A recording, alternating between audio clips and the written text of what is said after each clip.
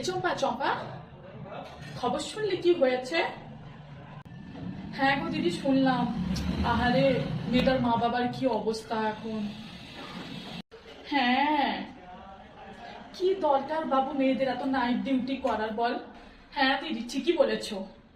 বল, ওই মেয়েটার সাথে কেন ঘটনাটা ঘটলো? আরো তো কত মেয়ে ছিল হসপিটালে, ওর সাথে কেন এই ঘটনাটা ঘটলো? হুঁ, নিশ্চয়ই মেয়েটা ভালো না।